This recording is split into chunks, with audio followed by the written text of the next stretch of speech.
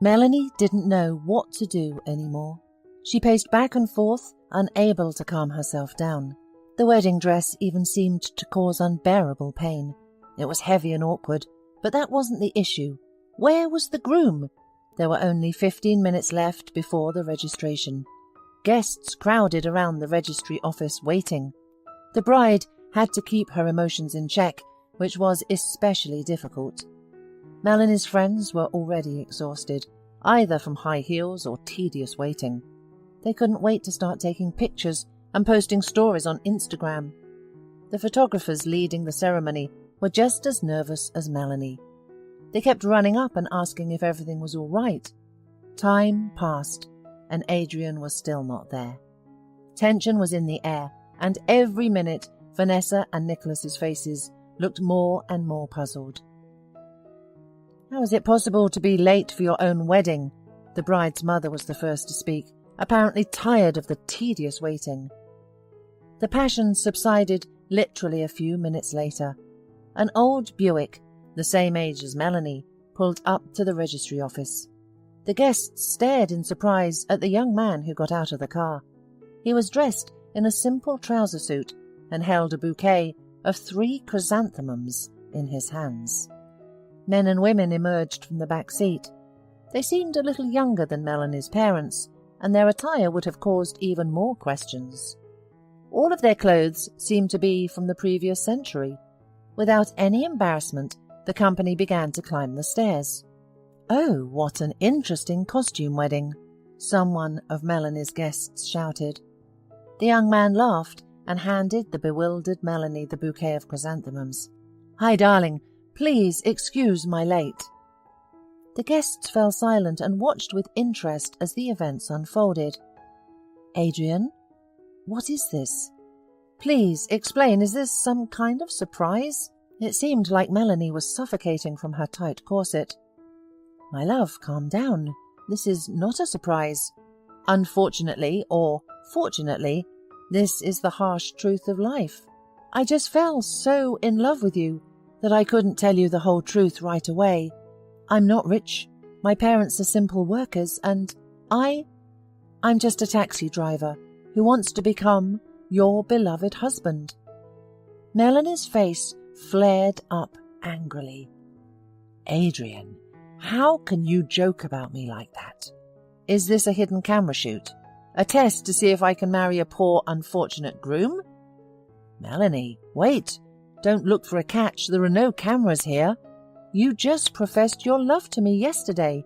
Has your attitude towards me really changed so quickly?" "Stop kidding around, Adrian. What kind of circus have you created here? Did you decide to humiliate me completely? Well, thanks. You succeeded. How did I not realize you were a fraudster from the start?" "No circus here." Adrian's voice was now more serious. "We were on a boat ride together. Remember, you told me you wanted to live with me for the rest of your life. And at the cafe, remember, I gave you an expensive watch as a gift? I bought all of that with my honestly earned money. I knew you wouldn't want a modest wedding, so I took a loan for this event." Melanie covered her face with her hands and cried silently. She couldn't imagine that the happiest day of her life would turn out to be the worst. The girl thought she had met a considerate, gentle and wealthy young man. After painting her cloudless future in bright colours, she even started to do worse in university, naively thinking that she wouldn't have to immediately start looking for a job after graduation, as her parents had constantly urged her to do. The financial situation of the future groom did not raise any questions either. Stylishly dressed in an expensive car with a flat that was able to be built in the most prestigious area of the city. No, Melanie didn't think she had won the lucky ticket. All of this was natural to her. She was from well-to-do family and was pretty, so why not choose a partner to match?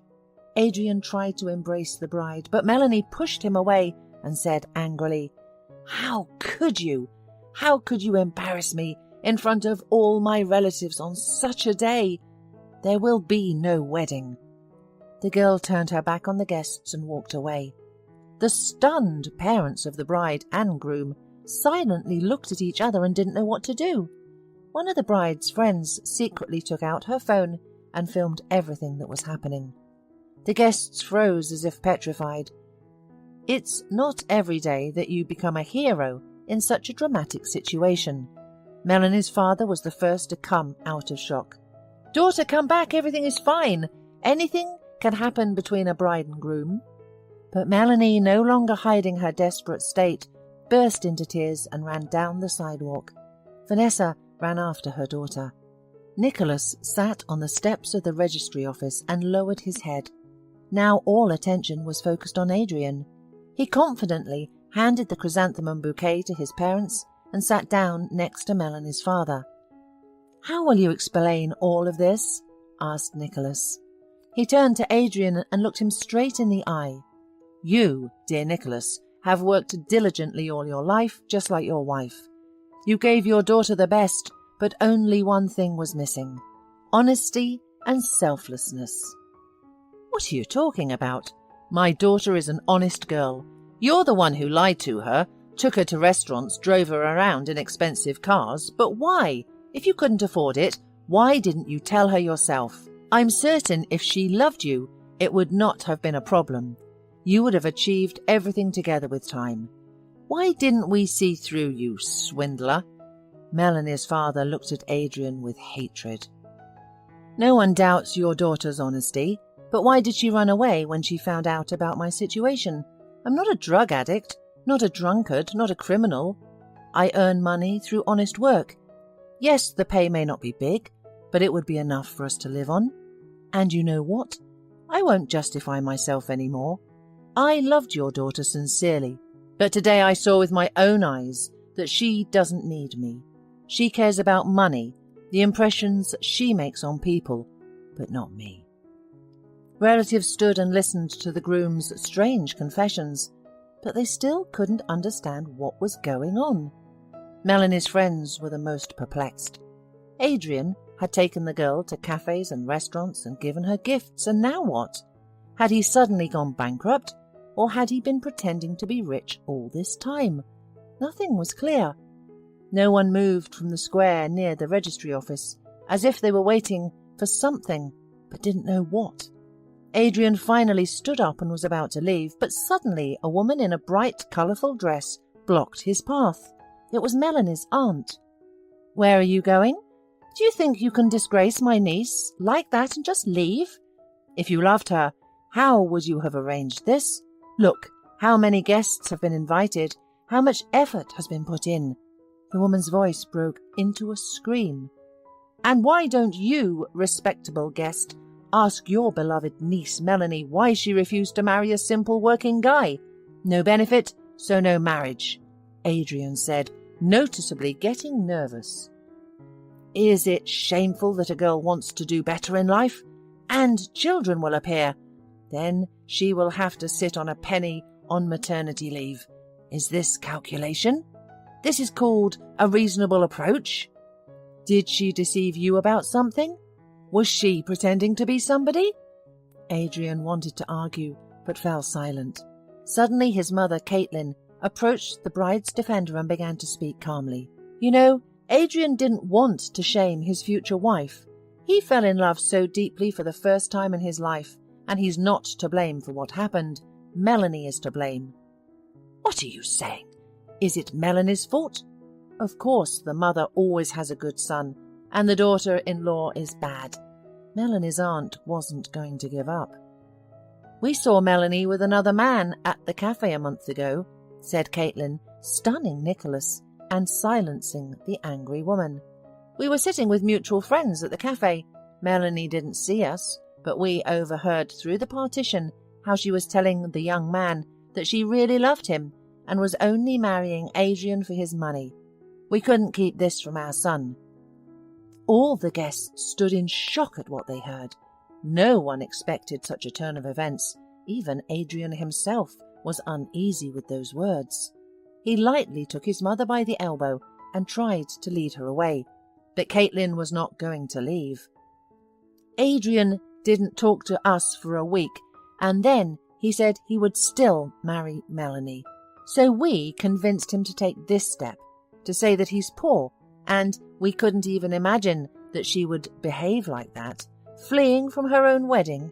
Isn't this evidence that she doesn't love our son? She only needs our money. Come on, Mum, let's go, said Adrian and took his mother towards the car. The guests had already started to disperse, and Melanie's father still couldn't come to his senses. How could I have raised such a daughter? The man muttered to himself and didn't understand where he was going or what he was doing. All the pleas of his loved ones that he shouldn't be upset didn't work on Nicholas. He loved Melanie very much and was already looking forward to her happy future, but everything collapsed instantly. 3 months have passed since the ill-fated wedding, and incredible changes have occurred in Melanie's family.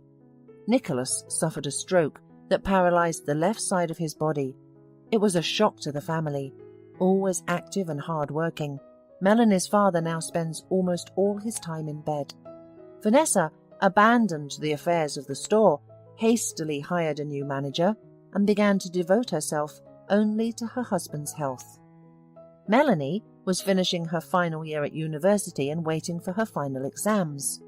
The gloomy series of events seemed to be not going to leave the family. Sales began to decline noticeably.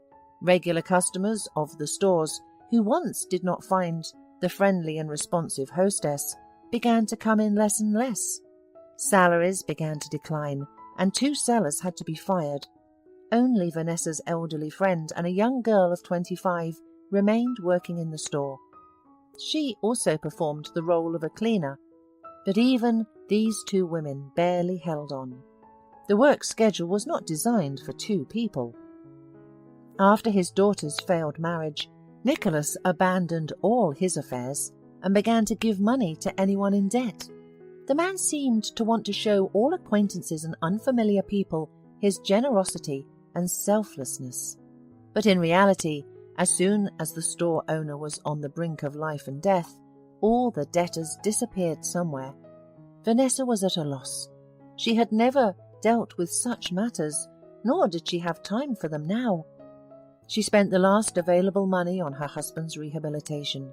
Several close relatives supported the family as best they could, but everyone had their own affairs and worries, and all the responsibility for caring for the sick Nicholas fell entirely on her shoulders. Melanie herself was never interested in parental affairs. Either she was busy studying at school and then at university, or there were other reasons. In fact, Nicholas and Vanessa didn't want their daughter to be involved in sales. After experiencing a difficult time in the trade industry, Melanie's parents had high hopes that their daughter would pursue a prestigious profession vastly different from their own. However, all of Melanie's plans fell apart instantly. She didn't know how to help her parents, and perhaps she didn't want to. She had no interest in taking care of her father or being involved in the family business.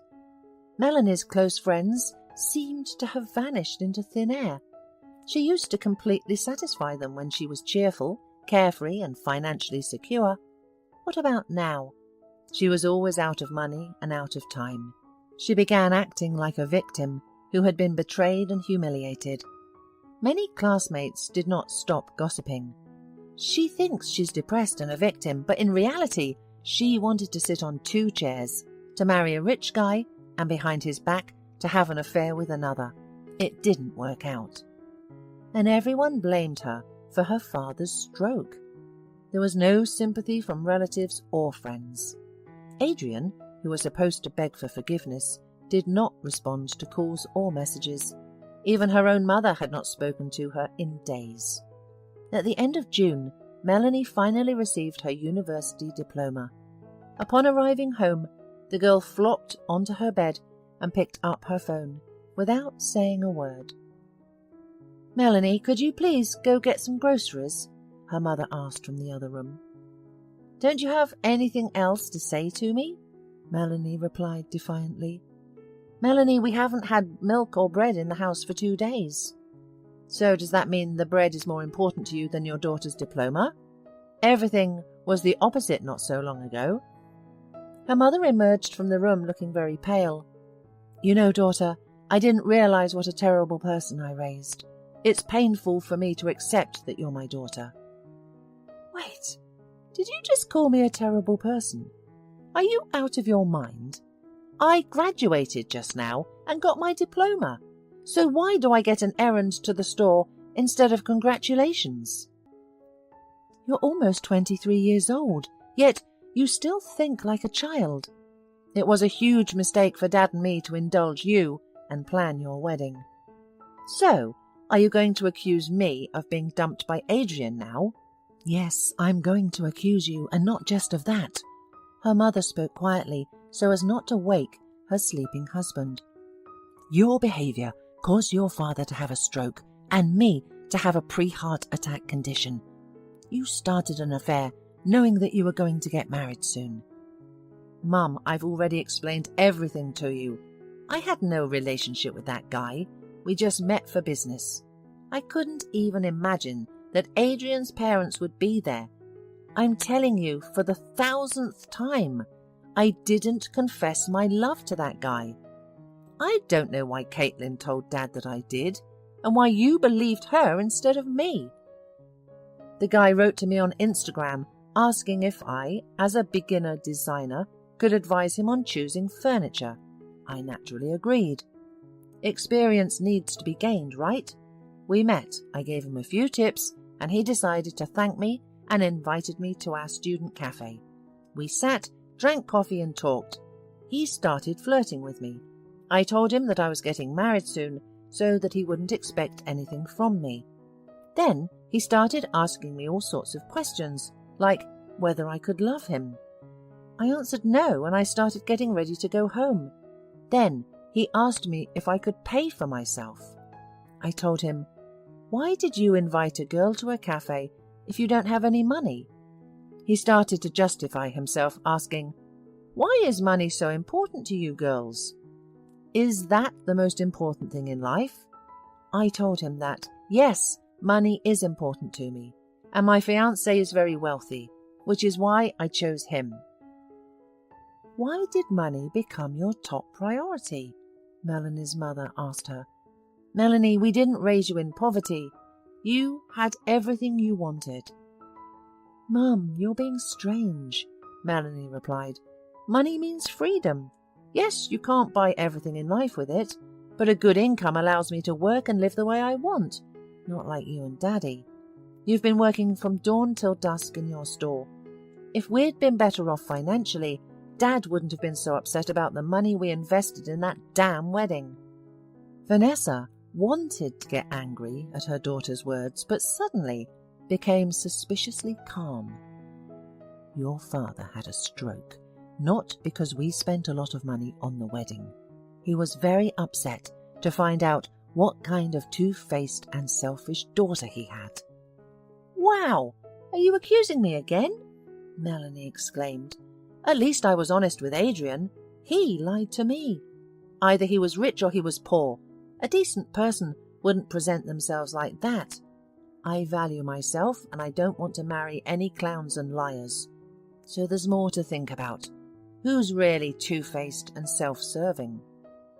Enough talk, Melanie, Vanessa said sternly. I won't pity you any more. Tomorrow morning we're going to the store, and you'll work as a substitute salesperson until we make a good profit. Me, a salesperson? I don't know how to do that. Have you asked my opinion? Melanie protested. I haven't asked and I won't ask. You haven't even bothered to ask how much it costs to rehabilitate your father in these 2 months, how I pay the salespeople, how I manage all of this. You only think about yourself. She put her money on the table and left the room, said her mother sternly. Put the money on the table and left the room. Melanie went to the nearby grocery store and was overwhelmed with tears. She couldn't imagine being a salesperson, eating a sandwich for lunch and gossiping with other salespeople.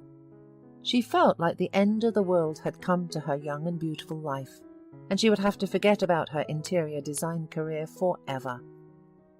Who would hire her as a recent graduate with C's in her diploma for such a serious and creative job?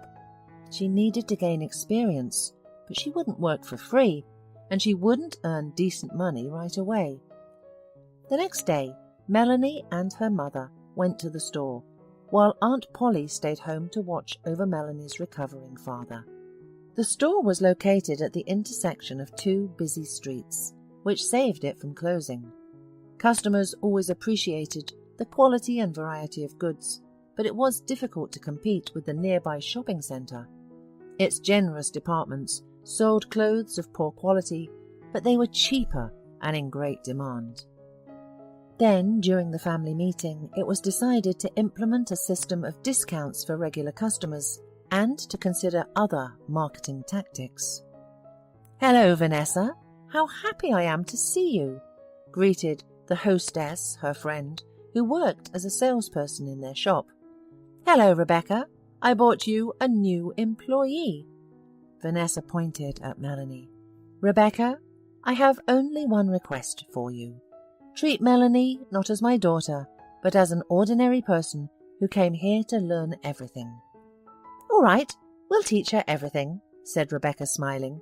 "Vanessa, while you are here, let me tell you that we sold all the old stock quickly, but the new models are less in demand. The fabric is natural wool, but the colour is grey, slightly faded. Not everyone likes it. We haven't sold a single suit this week. Everyone is asking for classic dark grey or black. You should negotiate with the supplier. Order several batches of pants and suits, since they are in demand." Melanie listened in horror to her mother's conversation with the salesperson. What sizes? What wool fabric?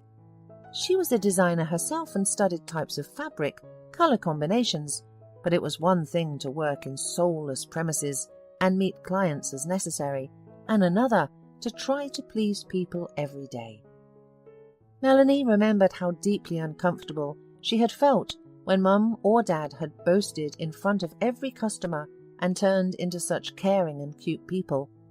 The customers left with their purchases and were satisfied, but her parents came home and hardly spoke to each other.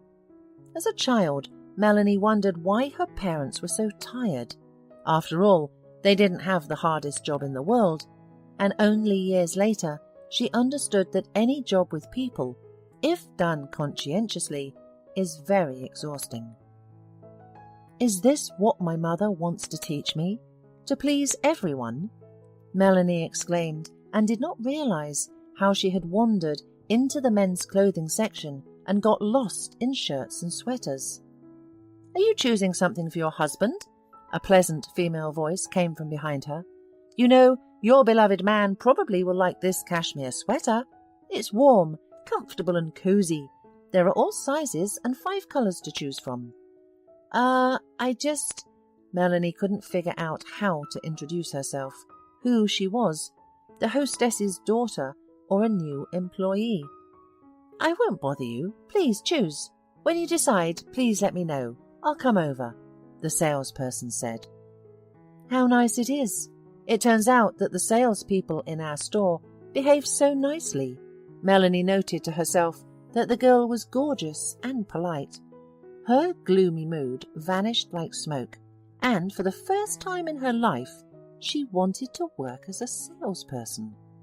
As funny as it sounded, Melanie left the men's shirts section and headed towards her mother with enthusiasm. "Mum, what should I do? I'm ready to work." Vanessa looked like she had seen a ghost. Her always dissatisfied daughter suddenly took the initiative. "Meet my daughter Melanie, but you, Rebecca, know her well. And you, Greta, have recently started working, and I haven't introduced you yet." The girls looked at each other and laughed. "Nice to meet you." "Nice to meet you too." Greta told the owner that she had mistaken her daughter for a customer and began to offer her men's pullovers. Vanessa smiled, observing the interaction between the two girls. She knew Melanie had a difficult character and had no illusions about her daughter's work in the store. But these few months she had accumulated so much fatigue that she decided to let it be. Melanie didn't expect everything to turn out this way. Boom. And she became a seller of plus-size clothes. But surprisingly, the girl felt a sudden surge of strength and energy. Melanie threw all unnecessary thoughts out of her head and started to learn sales. These are single-breasted jackets. These are double-breasted. These are Boucles fabric jackets. They used to be insanely popular with us. Greta told Melanie about the models in the women's clothing department. What's the maximum size for these jackets? We always order tunics and dresses of certain models up to XXXL. Melanie's face showed surprise or bewilderment. Well, you know, there are different body types, different women, said Greta. Really? I didn't think plus-size clothes were popular. Well, your parents are smart people, and they wouldn't deal with selling outdated things. Think about it. The sizes of fashionable dresses, blouses and skirts end at size L. But women of any weight want to look elegant and modern, and men too. We have many regular customers who don't want to lose weight, but want to dress fashionably. It's not our business why they live like that. Our task is to satisfy their needs. And you know, there are few places in our town where you can find clothes that are both high quality and fashionable in that size. Of course, there are online stores, but they have long been on our heels. But in any case, when a person comes to us, we don't just sell them something heartlessly. We learn about their desires and try to offer options. Yes, our main task is to sell. There's nothing criminal about that. But who, if not a seller, will suggest to a buyer what suits them, what to wear with it, how to combine it? Look, Greta pointed to the women's clothing section. This is a dress with a basque. It seems like just a decorative detail in the dress, but no, it's the basque that balances the proportions between a normal waist and wide hips. Or this dress. Pick a bright scarf, shoes, a bag, and it will all play out completely differently. Melanie listened with an open mouth to Greta's advice and realized that she had underestimated the work of a clothing store seller and slightly overestimated herself. Greta didn't tell her anything fundamentally new. Melanie had an idea of the cuts and correct combination of clothes. After all, in her past life, she followed fashion trends and regularly went shopping with her friends. But Greta opened up a new world to her when she talked about how to talk to the customer without violating subordination, how to please a client so they leave the store satisfied, sometimes not buying anything. I like working here, really, Greta shared with Melanie during lunch. I have a lot of respect for your mother, so I didn't leave with the other salespeople. Not every store owner would sell their jewelry to pay their employees. Yeah, my mum is a strange woman. Melanie barely managed to squeeze out the words as she thought to herself, Mum didn't say a word about selling her jewelry. Why do I find out everything from strangers? And really, I didn't even notice that Mum doesn't wear earrings or a ring. I'm a terrible daughter. I am unable to learn properly, earn money, or get married. From that day on, Melanie didn't just work part-time at the family store. She started trying harder than ever. She worked with Greta for several days and Rebecca for several days. She only took 1 day off per week. Melanie served customers in the store, sorted and steamed clothes in the warehouse, dressed mannequins, and monitored the size grid of the most popular models. But most importantly, she took on the responsibility of promoting the store on the internet, which Vanessa used to do alone. Melanie didn't understand marketing or PR, but her strong desire to bring the family business back to its former level was stronger than her doubts. She began actively maintaining the store's social media page, posting photos of clothing, describing product characteristics, and answering customer questions. Vanessa saw how hard her daughter was trying, how politely she communicated with customers, how she got into all the intricacies of working with the cash register. Despite all the sad events in their family lately, Mum was happy about this belated adulthood. Melanie no longer sent 1,001 voice messages to her friends, no longer endlessly scrolled through the news feed, no longer snorted at every request, and spent her only day off with her father. Vanessa regretted insisting on Melanie's hasty marriage, not letting her date this guy and not getting to know his parents. Then the marriage seemed to her like the perfect solution to knock all the nonsense out of her daughter's head and turn her into a serious person. First, there would be responsibility for the family, and then, God willing, for the child. How wrong she was, thinking that someone could fix someone.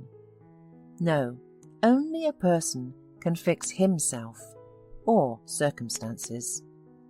Several more months passed, and Nicholas began to gradually feel the left side of his body. Full recovery was still a long way off, but this fact was already incredible happiness in Melanie's family. The efforts of the doctors and Vanessa's care paid off. The woman was thrilled, but at the same time she realized with sadness, would Melanie have changed for the better if such trouble had not come to their home? One Monday, Melanie and Greta were working at the store. The morning was unhurried, with no customers yet. The girls were picking out outfits for the mannequins and laughing. "Hello, girls." An elderly woman walked into the store and smiled sweetly. "Hello," the salespeople answered, almost in unison. "How good that you work from 9. I've already had insomnia for a few nights. I wake up at 5 in the morning. I don't know what to do with myself. I've decided to go for a walk, find what I need and calm down." "What would make you feel better? A blouse, a dress, or a warm cardigan?" Greta approached the customer and stopped not far from the woman. "You know, I have a problem. I need to pick out a dress for a wedding. The size is XXL. I already looked for a dress yesterday, here next to you." The woman nodded her head towards the neighbouring shopping centre. "But they offered me all dark colours." "Please tell me, what kind of dress styles do you usually wear? What would you like to show off, and what to cover up?" The elderly woman laughed. "Oh, girls, at your age you need to open everything. You're young and slim, but at my age it's better to cover up. I want something light and pleasant. After all, my only grandson is getting married. If you find a dress with a light wrap, I will be happy." The saleswoman showed the elderly woman all the fancy dresses in the store in her size. The shopper looked at everything they offered her with great interest. Understanding that the process would be long, Melanie decided to have an easy conversation with her. "So your wedding is coming up soon, and is the bride pretty?" "No, still 3 weeks until the celebration, but I like everything to be ready in advance. My grandson's name is Adrian. As for the bride, I haven't seen her yet. I just arrived 3 days ago. I live far from here.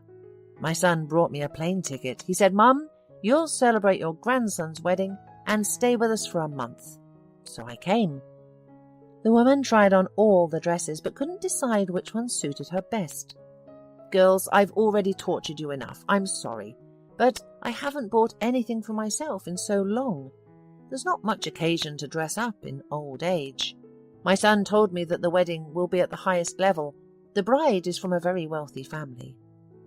"We're not rushing you at all," Melanie smiled. "It's good that the bride is well off. There will be fewer problems in married life." "Oh dear, money is not always a guarantee of a happy marriage. Take my son, for example. He used to be a calm and reasonable person, but now I don't understand what's happening to him. He became nervous and agitated. His wife squeezes everything out of him for a luxurious life. Caitlin loves to go to the most expensive resorts and wear expensive clothes. But one thing is good. My grandson is a decent guy. He helps his father in business and does what he can."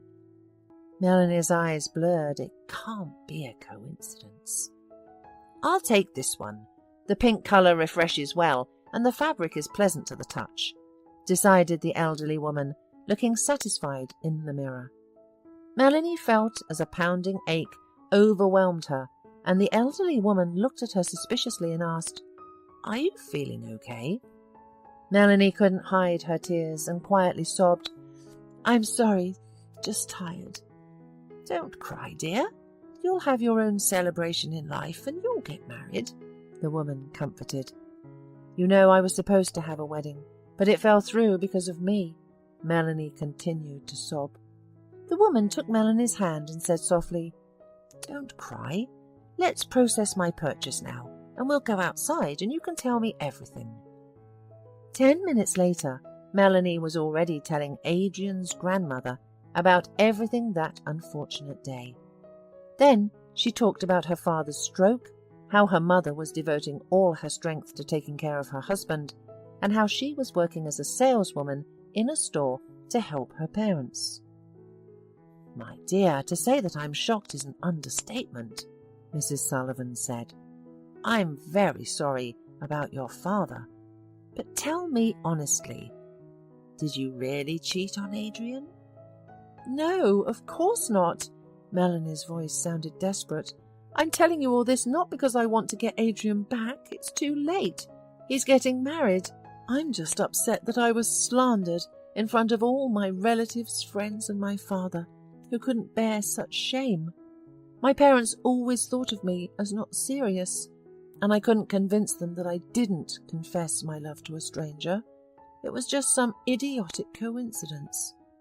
I agreed to go out with a person who needed my designer advice. I didn't see anything wrong with that. Why would I go to the most popular cafe in our city if I were a cheater just before the wedding?" "What's it called?" Mrs. Sullivan asked. "It's just called Pizza. It opened a year ago, serves delicious food, and the prices are reasonable. We call it the Student Cafe. There are always plenty of students there." "Melanie, do you still love Adrian?" Mrs. Sullivan unexpectedly changed the subject. "I think I love, although I'm giving the word a slightly different meaning right now. I know you'll ask me why I ran away from the wedding if I loved him. You see, I was preparing myself for a happy married life with the man I loved. I liked, I won't lie, that Adrian was a wealthy guy. I thought that if I married him, I would become financially independent of my parents and live as I pleased. Before my father's incident, we had no problems with money, but my mum and dad constantly talked about how I would have to work hard in the future to become a real professional and live without worries. Now I understand that my parents were right about everything. But back then, I just imagined that half of my life would be spent on achieving that, while there were so many other interesting and new things around me. Your grandson came to the wedding like a jester, saying that he was completely broke and that we would live on his salary as a taxi driver. I just didn't expect such a turn of events. I had told everything about my smart, beautiful, and well-off fiancé, and then this happened. I understand that in your eyes I'm a foolish, selfish person who wanted to settle better in life. Let it be that way. But I'm just too tired." "How many thoughts are running through your head, Melanie? But believe me, the most important thing is that you realized your problem. We all make mistakes. My son, Brandon, a successful entrepreneur, a self-sufficient man, but he's under his wife's thumb. And he didn't say a word to me about this story. But you know, Melanie, our conversation with you is not over yet. Let's meet tomorrow morning. I think my legs led me to your store for a reason," she said to Melanie. Melanie said goodbye to Adrian's grandmother and went back to work. A feeling of unprecedented relief filled her soul. Suddenly, someone called her by name. A handsome stranger pulled up too close to the sidewalk in his car and gestured for Melanie to sit in the front seat. The girl ignored him and went on her way. The stranger jumped out of the car and ran up to Melanie. "Hey, Melanie, do you remember me?" Hello? No, I don't remember you. What do you want?" "Whoa, calm down. Why so gloomy in the morning? I just came to talk to you." I'm one of Adrian's friends. My name is Marcus. I was late for your wedding. Adrian told me everything that had happened. I've been writing to you on social media, but you don't respond, so I had to catch you on the street. Do you know that Adrian is getting married soon? I'm happy for him, Melanie answered indifferently. But he doesn't love his fiancée. His mother is forcing him to marry this girl. Things aren't going well for his father in business, and Crystal is the daughter of a big shot in our administration. He seemed to like her at first, so she's a pretty girl, but he talked to her for a while and realized they didn't have any common ground. He isn't glad he agreed to this wedding himself. Well, there's nothing I can do to help. Let him put on the same show with her as she did with me, and maybe she'll get off him on her own. Melanie, I'm serious. You have to tell Adrian that you still love him, and there will be no wedding. He's setting a trap for himself, and I just want to save him. Marcus, why do you think I still love him, and should save him from such a good, advantageous match? And do you think I'll believe both of you, especially Adrian, who played a prank at our wedding? This is not a joke, Melanie. Goodbye. The girl turned around and went towards the store. Melanie! Melanie! Marcus shouted after her. Do you even know how much Adrian is suffering because of what happened? He's proud. He just can't call you himself. He knows he's to blame. A man is the master of his own destiny, Melanie loudly pronounced the first phrase that came to her mind and walked even faster. Caitlin, dear, make me some tea, please. I feel like drinking something. Mrs. Sullivan sat in the spacious kitchen, spreading butter on a piece of bread. Of course I will. But it's just wonderful. You do everything yourself, and now you're asking me to do it. Caitlin, you know I wanted someone to take care of me, like in a cafe. I only go to such places rarely. There is no such variety of places in my small town. So what's stopping you from going to a cafe or restaurant? Brandon and I often go to such places. Yes, you're probably right. There's a woman living in the house across from you who recommended going to a cafe. What's it called? Oh, I remember. Just Pizza. She said it's tasty and cheap. Do you think it's worth going there? I'm shocked by such advice. It's a youth cafe. There's constant noise and the staff is rude. No, definitely not. Have you been there, Caitlin? I've been there once. Thanks for the advice, dear. But now I'm going for a walk. Mum, where are you going? Asked Brandon as he saw his mother leaving. Yes, Sonny, I am. Could you please drive me? It's nearby, she replied. Under his wife's watchful eye, Brandon and his mother left the apartment. Mom, I'm starving. I was planning to have some lunch at home, said Brandon, clearly nervous. Don't worry, son. You'll eat in 10 minutes. I came up with an excuse to talk to you face to face for once. Let's sit on that bench over there. I know what this is, Mum. As a former senior investigator, you're going to interrogate me. I used to joke about that, but now it's true. The future of your only son and my only grandchild depends on it. So, tell me, why did you ruin Adrian and Melanie's wedding? What are you talking about, Mum? You know that Melanie refused to marry Adrian when he told her that he was poor and worked as a taxi driver, replied Brandon, exasperated. But that's not all. She was also flirting with a stranger behind Adrian's back before the wedding.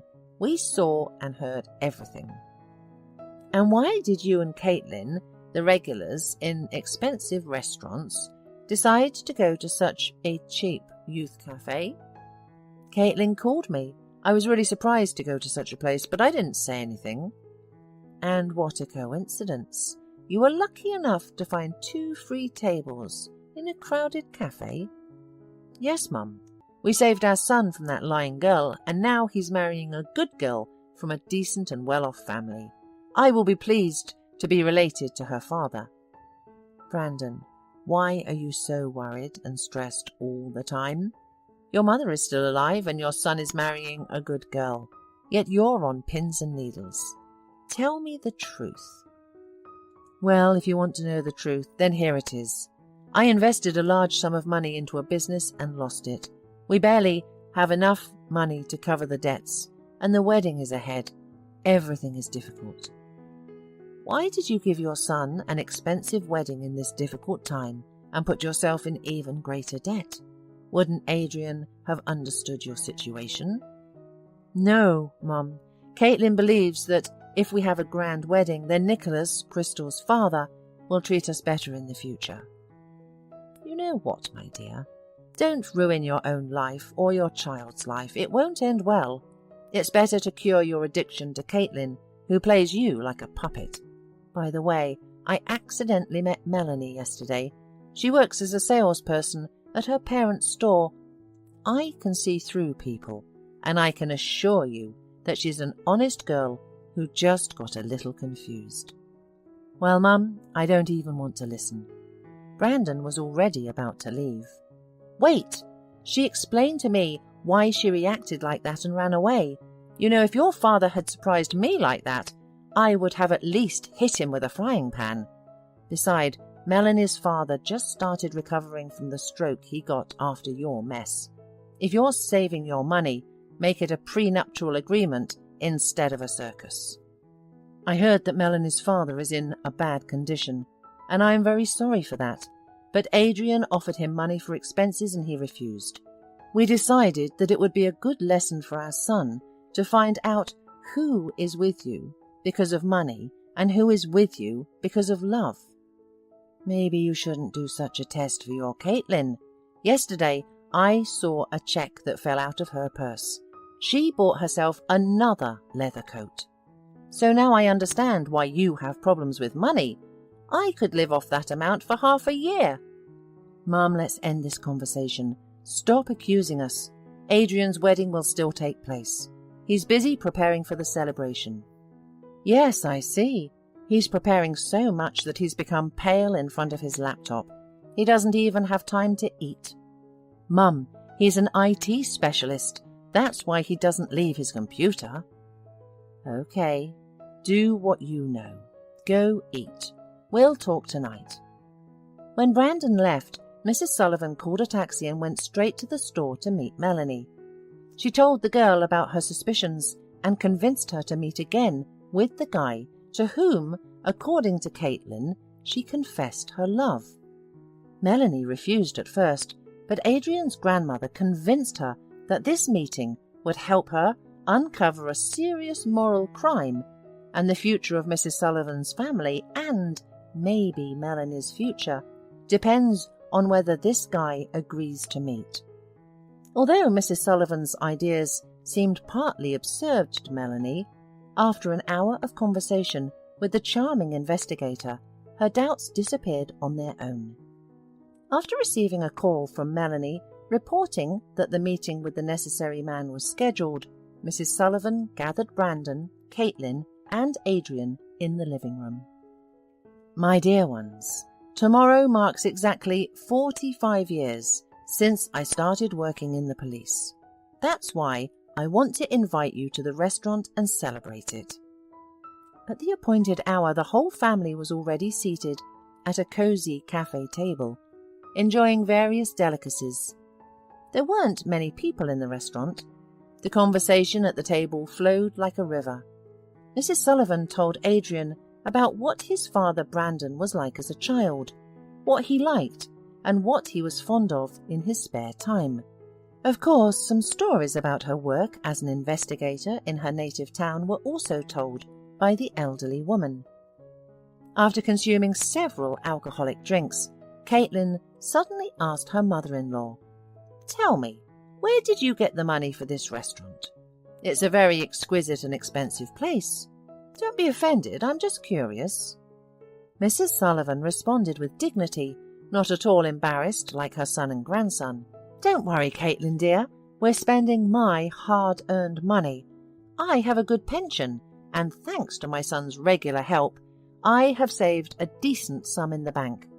This money will be enough for Brandon to pay off his debt, and for Adrian not to marry a girl he doesn't love, whom you picked out for him." Adrian almost choked on his cocktail when he heard those words. He had only shared his doubts about marriage with his close friend. But how could his grandmother know all this? Brandon was stunned by his mother's candour and didn't know what to say. Caitlin was breathing heavily and was about to start a verbal battle. I've been living on this earth for years, and I immediately realised that someone was putting pressure on my son and Adrian. Some people like to solve their problems at the expense of others, but that's not your option, grandson. I'm sure you're an honest person, but you're influenced by your mother, who doesn't deny herself the purchase of a 25th Himalayan goat fur coat at a time when there are problems in the family. How dare you speak to me like that? Caitlin stood up and threw her crumpled napkin on the table. Sit down and calm down. Melanie, come here. To everyone's surprise, Melanie and an unknown man appeared. I invited guests to our wonderful celebration, continued Mrs. Sullivan. A celebration of truth, honesty and justice. Caitlin, don't you want to tell us how you arranged the meeting between this young man and Melanie, how you booked 2 tables, and how you took Brandon here? Caitlin was looking at her mother-in-law, and the young man, seemingly ready to take a desperate step. Adrian stared at Melanie intently, feeling overwhelmed with shame. How could he have believed his mother's words and become involved in this shameful adventure? Unexpectedly, the unknown young man spoke up first. I'm very sorry this happened, the guy said, looking at Adrian and Brandon with sad eyes. I just needed money, and then Caitlin suggested earning some extra cash by provoking emotions and extra words from Melanie. I would never have come here and kept this a secret if Melanie hadn't said that her father had a stroke after the shock at the wedding. Forgive me. The guy lowered his eyes to the floor and left the cafe. Melanie stood and silently cried behind Mrs. Sullivan's back. But why? Brandon's loud voice broke the long silence. Why did you lie to everyone, Caitlin? Why did you convince everyone that our son's bride was a traitor? And when Adrian didn't believe it, you suggested such a nasty way of testing. How could I have signed up for all this nonsense? I don't want to see you anymore. Wait, don't jump to conclusions, Melanie exclaimed, rushing to the table as if struck by lightning. Don't argue because of me. I'm not worthy of such sacrifice. Adrian, I'm sorry I didn't appreciate you as I should have. I just didn't expect such a test on my own wedding day. The girl wiped away her tears and headed for the exit. Adrian immediately jumped out of the table and ran after her. Forgive me, Melanie, for my father, for falling for my mother's words about you like a fool. Let's go talk. Melanie and Adrian left the cafe, leaving Brandon, his mother and Caitlin sitting at the table in silence.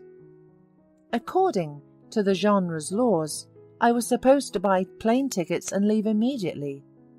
However, since I live far away, please bear with me for a couple more weeks. I swear that I don't want to be the cause of your family's breakdown. You may hate me and curse me however you want, it's your right, but please understand, feelings and people's destinies aren't a joke. And I'm not just talking about Melanie and Adrian. What about that girl, Crystal, who believes she is loved and will be made happy? Brandon, I didn't want to tell you, but maybe the time has come. I loved your father very much, but he didn't love me back. Not because I was bad or he was bad. It was for an entirely different reason. Our parents didn't allow him to marry the girl he was deeply in love with, and to spite them, he hastily married me. I was the happiest person on earth when I got married.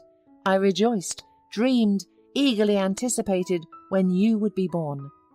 Your father physically lived with me, but until his death, he thought of that girl. You can't imagine how painful it is to feel all your life that you're not the one and only, but just a good mother and wife. That's why I often stayed at work, tried to forget, received diplomas, titles, but couldn't get the most important thing, reciprocated love. So please forgive me, son, if I couldn't give you enough motherly love." Mrs. Sullivan tightly squeezed her son's hand and sighed heavily.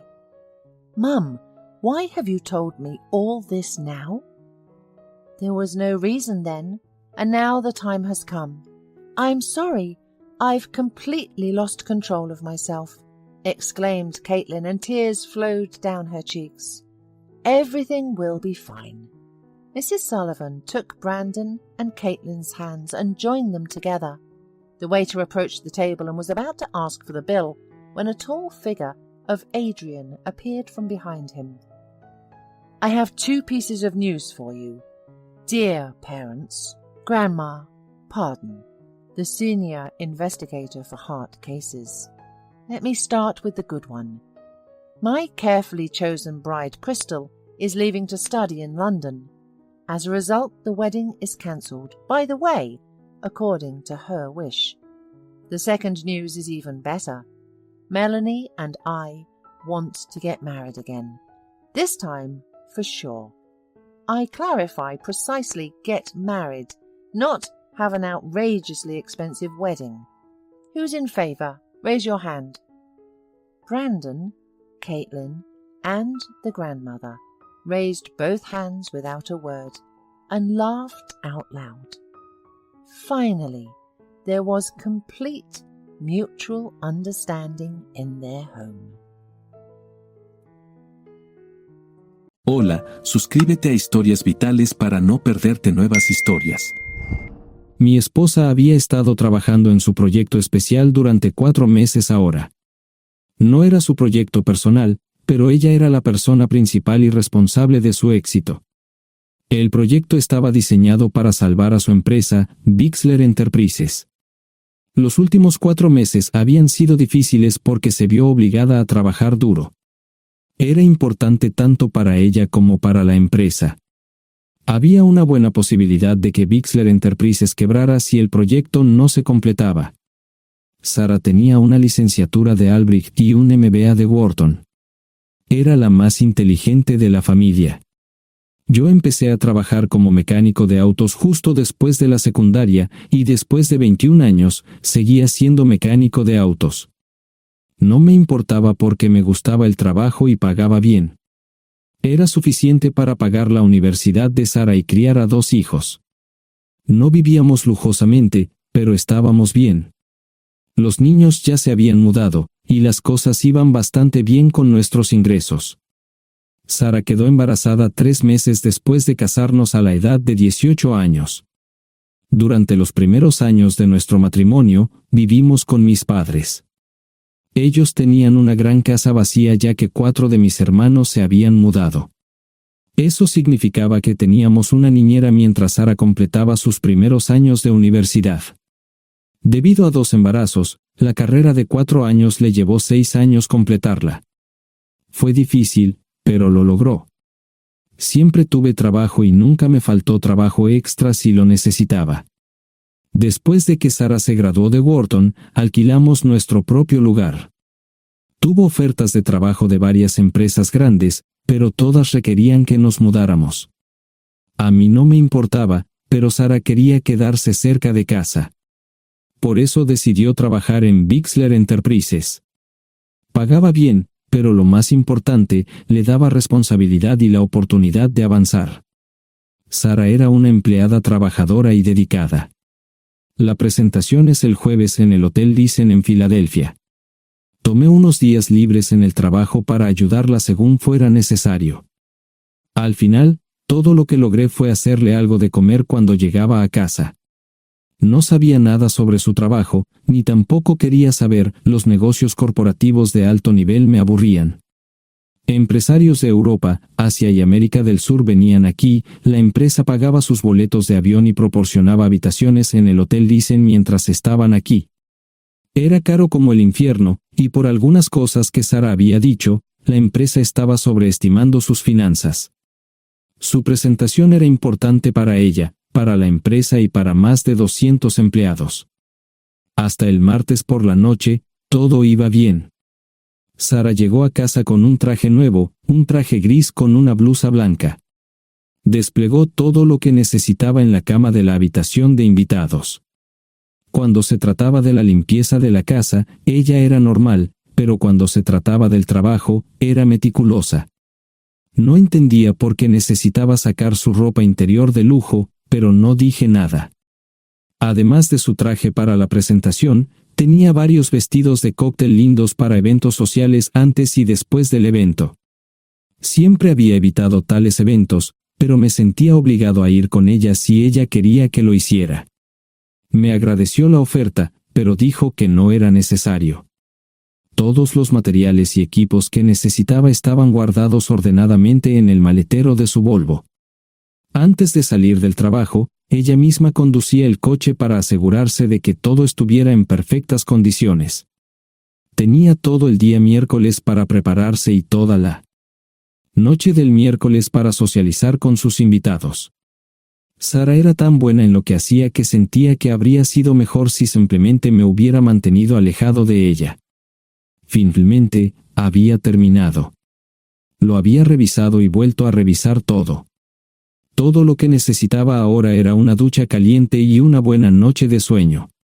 Supongo que mi error fue que empecé a revisar sus cosas después de que Sara comenzara a ducharse.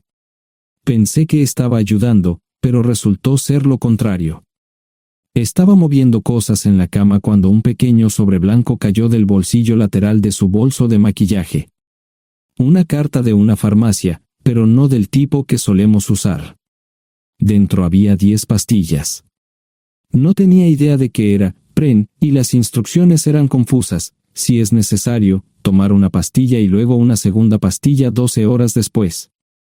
Pensé que podría ser algo que ella había conseguido para la ansiedad o los nervios, pero las instrucciones no tenían sentido. La receta estaba escrita a su nombre el lunes. Volví a poner el sobre en su lugar mientras ella terminaba de ducharse. Decidí que quería saber más sobre Pren antes de contarle sobre ello. Por supuesto, si lo mencionaba, significaría que estaba revisando sus cosas. Odio los dilemas. Mientras Sara se preparaba para dormir, fui a nuestro ordenador doméstico y busqué. 10 minutos después, me uní a mi esposa bajo las sábanas. Pasé toda la noche despierto, preguntándome por qué mi esposa había recogido una receta para la píldora del día después, especialmente después de que me hicieran una vasectomía hace 10 años. A la mañana siguiente, me levanté temprano, pero no estaba descansado. Di un largo paseo, esperando que despejara mi mente. Me dirigí hacia casa con reticencia, temiendo lo que podría hacer o decir cuando llegara allí. Mi hijo Joe se unió a la Marina después de la escuela secundaria y estaba en su primer año en San Diego. Nuestra hija Gloria se casó con su amor de la infancia el año pasado y acababa de mudarse a Dallas. Eso dejaba solo a Sara y a mí. Echaba de menos a los niños, pero esperaba envejecer con mi esposa. Ella era la única mujer que me había interesado, y ahora todo estaba. Si Sara estaba teniendo una aventura, lo ocultaba bien. Por supuesto, nunca la vigilé. Nunca miré sus correos electrónicos o llamadas telefónicas. No tenía razones para hacerlo. No tenía forma de saber qué estaba haciendo en el trabajo o después del trabajo. Confiaba en ella completamente. Ion, ¿dónde demonios has estado? ¿Quieres huevos o algo? No, solo café. No me sentía con muchas ganas de hablar. ¿Qué pasa, cariño? Solo son 3 días. Puedes venir si quieres, pero te aburrirás como una ostra. No, realmente no quiero ir, pero odio dejarte sola. Me preocupo cuando no estás aquí. Es muy dulce, querido, pero estará bien. No voy a salir del hotel en todo este tiempo. Pasaré la mayor parte del día asegurándome de que la sala de conferencias esté lista, y esta noche tendré una agradable charla con nuestros posibles clientes. Mañana, probablemente ni siquiera tendré la oportunidad de ir al baño. Llegaré a casa lo más temprano posible el viernes, te prometo un gran fin de semana si sabes a lo que me refiero. Todo eso suena bien, pero no puedes culparme por preocuparme. Soy un mecánico de autos, y tengo una esposa hermosa y exitosa. A veces tengo la sensación de que estás menos interesada en mejorar nuestra situación familiar que en avanzar en tu carrera. Detente, maldita sea, Ion. Siempre he respetado lo que haces para ganarte la vida y nunca he insinuado lo contrario. Criaste a 2 grandes niños y me pusiste a través de la universidad. Eres un gran esposo, un gran padre y un buen proveedor, y nunca olvides eso. Terminé mi café mientras ella recogía la mesa. ¿Quieres que te llame? No, no es una buena idea. Tendré el móvil apagado, y voy a apagar el teléfono de la habitación por la noche para poder dormir. Te llamaré siempre que pueda. La ayudé a cargar el coche, era tan meticulosa con eso como con todo lo demás. Trabajando, le llevaría 3 horas llegar al Hotel Lysen. Me quedé en el porche y la vi marcharse. No me molesté en preguntarle por las pastillas. Pasé el resto de la mañana en el porche. No recuerdo haberme preocupado tanto como ahora. Me sentía pequeño e insignificante. Me sentía fuera de mi liga. Era un tipo de pueblo con un trabajo mediocre y una esposa exitosa. Era una combinación equivocada. Debería haberlo notado antes. Me sentía estúpido. El mejor traje que tenía era una chaqueta azul y un par de pantalones. Al menos tenía algunas corbatas, aunque tenían 10 años de antigüedad. Acababa de terminar de vestirme cuando sonó el teléfono fijo. Oye, cariño, solo quería avisarte de que llegué bien. ¿Tuviste un buen viaje? Supongo que el tráfico no estaba demasiado denso. Estuvo bien. Te llamaré esta noche. Ahora tengo que irme. Estoy en la habitación 714, Sara. Puedo estar en casa de mis padres o en la de mis hermanos esta noche si quieres llamarme a mi móvil. De acuerdo. Suena el teléfono móvil. Te quiero, tengo que irme. Me tomé mi tiempo para llegar a Filadelfia. No fui directo al Lysen, primero me detuve y compré un filete con queso. Prometí hacer una larga noche. No estaba seguro de qué iba a hacer. Estacioné en el garaje del hotel y simplemente esperé. Tarde o temprano, tenía que entrar en el hotel. Simplemente no podía decidir cuándo hacerlo. El sonido de mi teléfono celular me ayudó a tomar mi decisión. Ion, solo quería avisarte de que todo se ha arreglado. Ahora voy a bajar para encontrarme con algunas personas y cenar. No olvidaste nada, ¿verdad? No, todo está bien. Tengo todo en mi habitación para mañana. ¿Necesitas algo? No, Ion, relájate. Voy a apagar mi teléfono.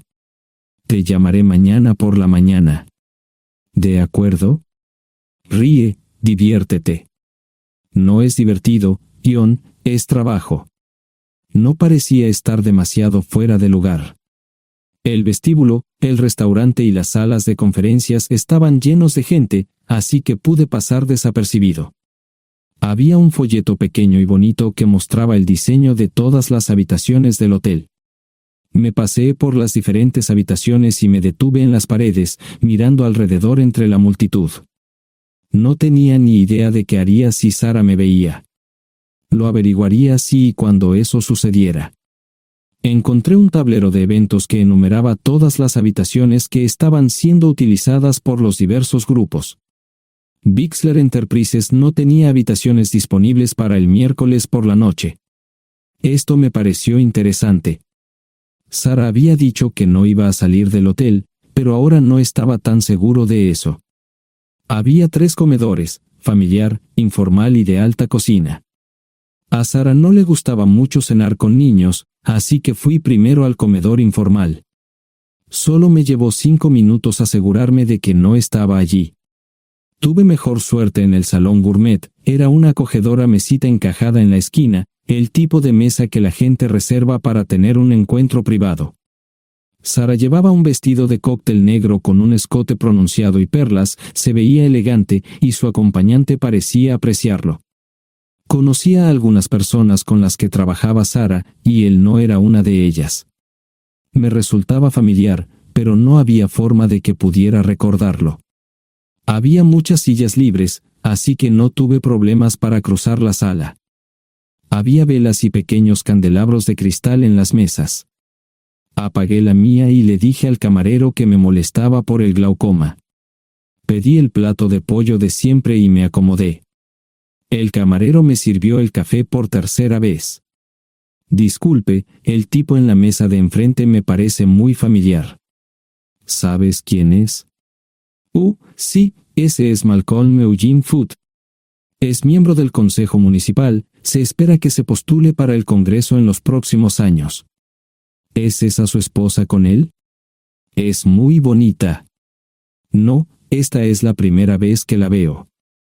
Siempre usa esa mesa para señoras especiales, si me entiende. Simplemente le sonreí y pedí la cuenta.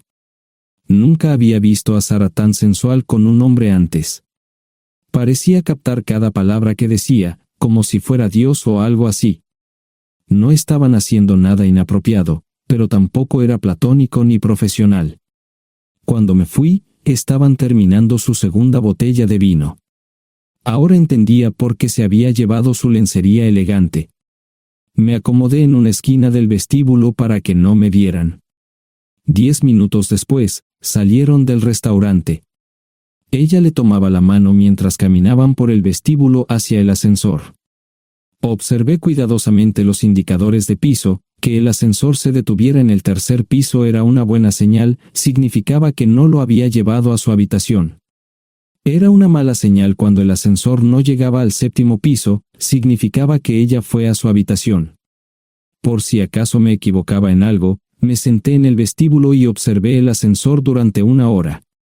La gente entraba y salía, pero Sara no estaba entre ellos. Saqué mi maleta vacía del coche y me dirigí al mostrador de recepción.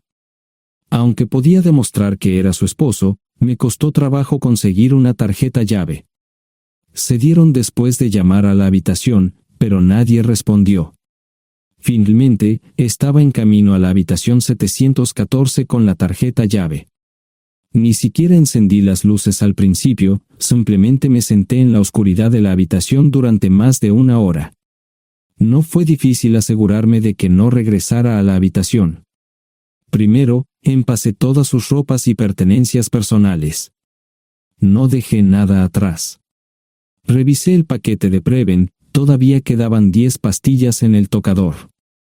De manera muy ordenada, estaban todos los artículos que necesitaría para su presentación al día siguiente. Comencé a llenar la maleta. Había 24 carpetas promocionales especialmente encuadernadas y otras 20 carpetas regulares, todas ellas fueron a la maleta. Un proyector digital fue lo siguiente, seguido de una computadora portátil. Tomé su bolso y su celular, que había dejado en la habitación. Todo lo que tenía consigo era un bolso de mano y probablemente un tubo de lápiz labial.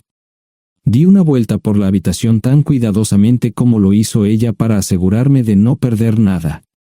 Una vez satisfecho, dejé las llaves del coche y mi anillo de bodas en el tocador. Aparte de esos 2 objetos, la habitación estaba completamente vacía.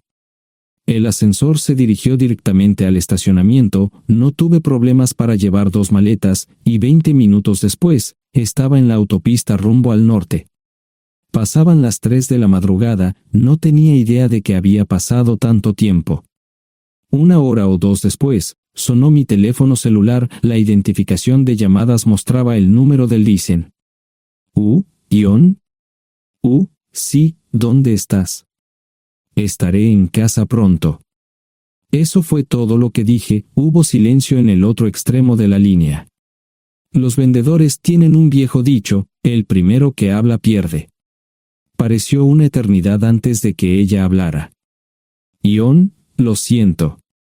No preguntó nada y simplemente colgó. Apagué mi teléfono, era obvio que había regresado a su habitación.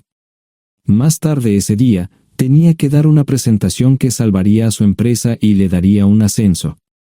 Metí las maletas en el desván del garaje. Sara nunca iba allí y nunca pensó en buscar algo allí.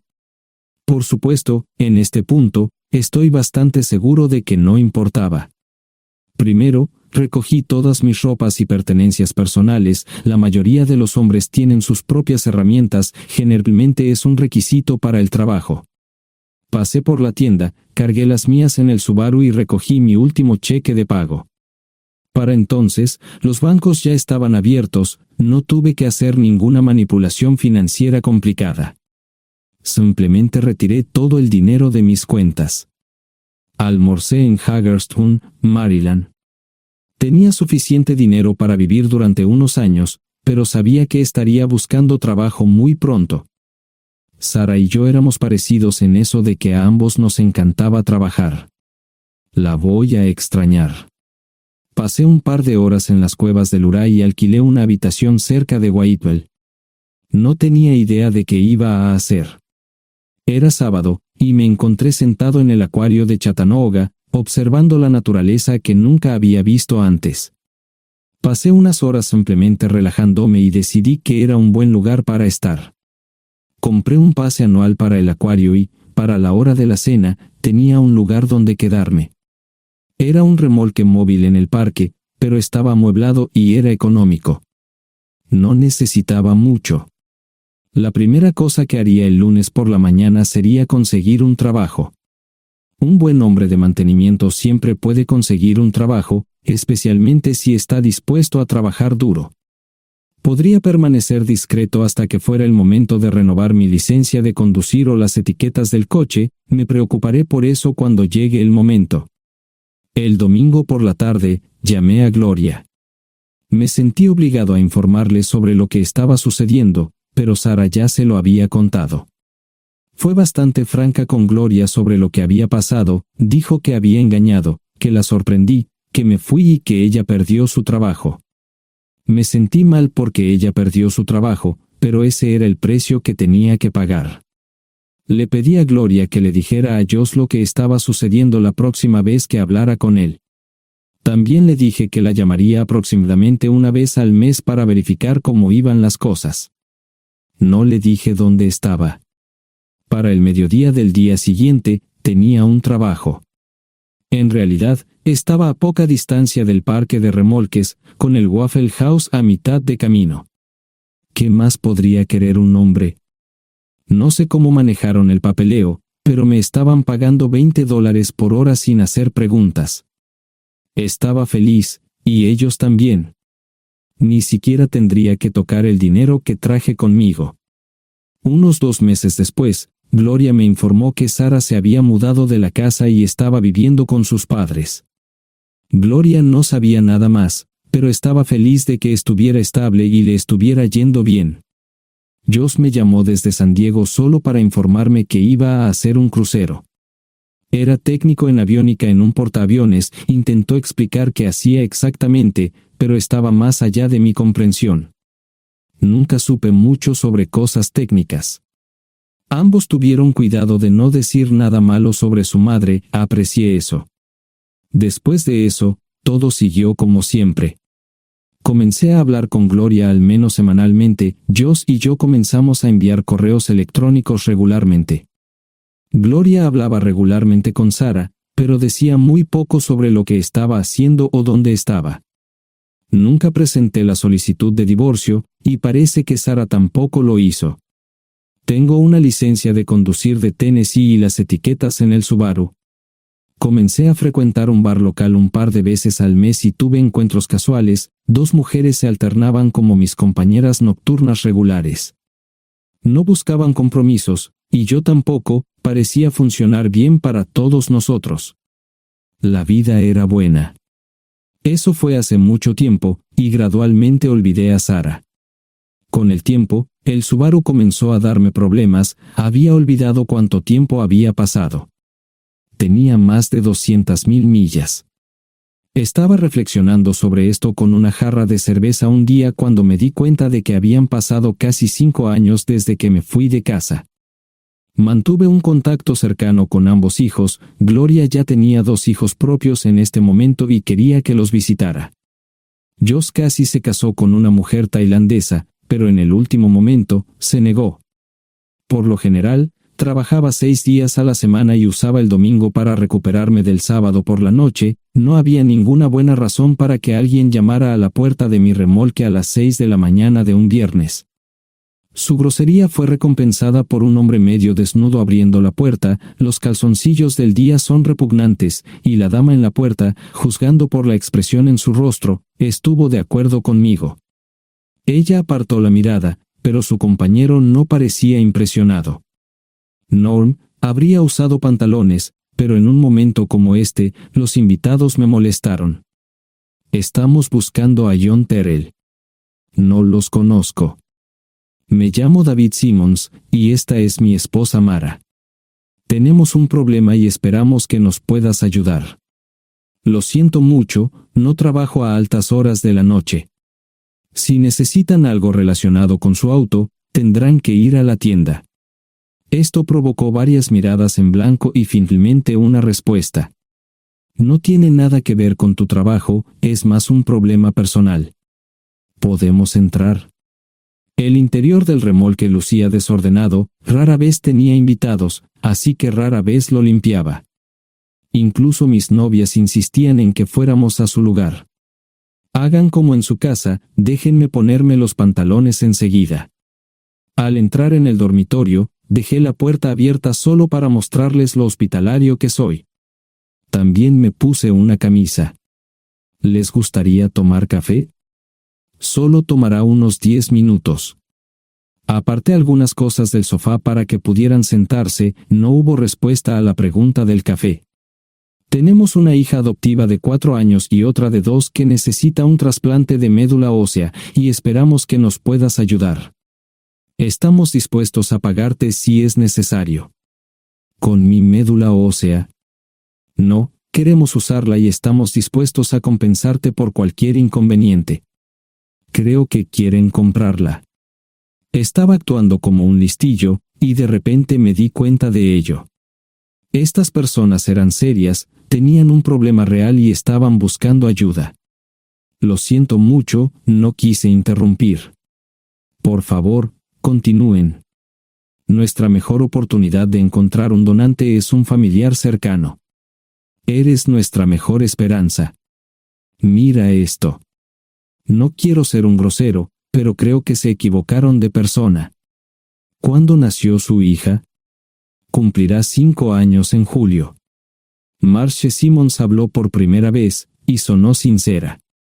Odio ser el portador de malas noticias, pero me hice una vasectomía hace 15 años. No hay forma de que pueda ser su padre. ¿Por qué tu nombre estaba en el certificado de nacimiento? No puedo responder eso, tal vez deberían preguntarle a su madre. Esa afirmación fue recibida con silencio. Sentí pena por estas personas, pero no sabía cómo ayudarles. ¿Cuál es el nombre de la madre? Sarah Lise Terrell. No encontraba las palabras. Tal vez no debería haber tomado esas malditas pastillas de ella, por supuesto, entonces esas personas no tendrían una hija en absoluto. Todo lo que pensaba que había superado el dolor, y aquí está de nuevo, viejos recuerdos de mi esposa teniendo relaciones sexuales con ese maldito político de Filadelfia. Estaba empezando a olvidarlo todo, y ahora estaba de vuelta. Maldita sea. Ahora entiendo y pido disculpas por mi grosería e insensibilidad. Haré todo lo que esté en mi poder para ayudarles. En primer lugar, porque no puede Sara hacerse un trasplante de médula ósea. Médicamente, no puede. ¿Por qué no? Es madre, tiene que ser una donante adecuada. Oh, ella es una donante adecuada, pero está demasiado enferma. Los médicos se negaron siquiera a considerar utilizarla. ¿Enferma de qué? Está muriendo de insuficiencia hepática. Le quedan menos de 6 meses de vida. Esto no tiene sentido. Siempre ha estado perfectamente sana. Además, no creo que un hígado enfermo le impida donar médula ósea. El hospital no aceptará su firma en el formulario de consentimiento. ¿Estás diciendo que hay algo mal en su cabeza? Ambos me miraron en silencio, sabían la respuesta, pero no querían decirlo. En ese momento, no quería que se sintieran aún más incómodos. Hace 10 minutos, no me importaban, pero ahora sentía que tenía que protegerlos y ayudarlos. ¿Cómo sucedió esto? ¿Podría alguno de mis hijos ayudar? Quizás, pero pensamos que eras nuestra mejor esperanza. ¿Por qué no van tras su padre, su verdadero padre? Pensamos que eras tú. No tenemos ni idea de quién más podría ser. Sara no nos dijo nada sobre otro posible padre. De hecho, ella no estaba en condiciones de explicar nada, agregó Mara. Obtuvimos la mayoría de nuestra información de la agencia de adopción. Tuve que preparar café y hacer pis, permítanme un momento. Dejé a mis invitados sentados mientras preparaba el café. Solo tomó unos minutos. Mientras se preparaba, fui al baño, algo que necesitaba hacer urgentemente. Traté de ser discreto, ya había avergonzado lo suficiente a Mara. ¿Dónde viven? En Westchester, Pensilvania. Les haré una oferta. Si les digo quién es el verdadero padre de su hija, deben prometerme que lo perseguirán sin descanso hasta obtener lo que desean. ¿De qué estás hablando? El padre de su hija es un político prominente en Pensilvania. Por supuesto, negará todo y probablemente les proporcionará documentos legales para detener sus esfuerzos. Si acuerdan presionar lo suficiente para que él admita que la niña es suya, podrán avergonzarlo y obligarlo a hacerse un trasplante de médula ósea. Eso es lo que quieren, ¿verdad? Sí, claro, pero ¿cómo hacemos eso? No lo sé. Soy mecánico. Trabajo con metal para ganarme la vida. Creo que la mejor manera sería utilizar la televisión, la radio y los periódicos. Los políticos harán cualquier cosa para evitar una mala publicidad. ¿Tienen amigos que puedan ayudar? Bueno, ahora ambos estaban sonriendo. Debo haber dicho algo que les dio esperanza. Creo que podemos hacer esto. ¿Quién demonios es él? Malcolm Eugene Foote. Se postula para el Senado de los Estados Unidos. Apuesto a que hará cualquier cosa para evitar una mala publicidad. El café estaba listo, pero David y Marchen no podían esperar para llegar a casa. Antes de irse, les dije cómo ponerse en contacto con Gloria y Josh en caso de que los necesitaran. Estaba seguro de que ayudarían. También les pedí que me dijeran dónde estaba Sara. Probablemente estaría en Pensacola antes de que ellos regresaran a Westchester. Me corté el pelo y compré una camisa nueva. Sara era una tramposa que arruinó mi vida, pero aún así quería lucir bien cuando la viera. Era otro remolque, pero esta vez era un bonito doble nuevo. Allí estaba su Volvo con una llanta desinflada y un parabrisas roto. La mujer que abrió la puerta no era Sara, parecía que la habían empapado fuerte y la habían dejado empapada. Tenía al menos 45, tal vez 50, y debió haber tenido una vida difícil. La falta de maquillaje no ayudaba, y simplemente se veía horrible. No tuve la oportunidad de abrir la boca. Caray, si no es John Terrell. Nunca esperé verte aquí. Tuve que usar la vieja línea, me estás poniendo en desventaja. Sherry Hart. Pasa, entra. ¿Quieres una cerveza? No, pero gracias. Estoy aquí para ver a Sara. Sherry cruzó la habitación y se detuvo en el buffet del comedor. Aquí está, John. Mírala todo lo que quieras. Su mano señalaba una urna de latón que estaba en el centro del buffet vacío. Supongo que llegué demasiado tarde. No me moví, solo me quedé mirando el contenedor frente a mí. ¿Puedo tomar una cerveza ahora? Sara se mudó a Pensacola después de dar a su bebé en adopción.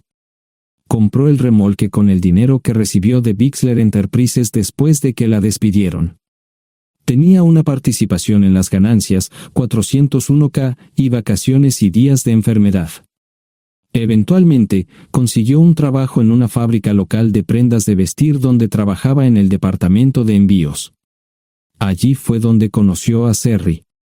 Sherry alquilaba una habitación de Sara. Cada centavo que Sara ganaba iba para el alcohol. Empezó con vino y gradualmente pasó a bebidas más fuertes, las más baratas. Eventualmente, perdió su trabajo debido a su alcoholismo y se vio obligada a usar sus ahorros. Nunca salió con nadie ni salió a ningún lado. Serry se quedó con ella, pagó sus servicios públicos y compró alimentos que Sara no comía. Le llevó más de 3 años quitarse la vida. Increíblemente, ella tenía un testamento y me dejó un doble remolque y un Volvo. Serry explicó que Sara estaba tan angustiada por lo que había hecho que simplemente se rindió. No intentó evitar el embarazo ni siquiera terminarlo. La adopción se había arreglado meses antes de que naciera el bebé. Nunca volvió a trabajar, excepto en los trabajos clandestinos que hacía mal. Serry dijo que Sara no parecía tener ambición ni propósito en la vida.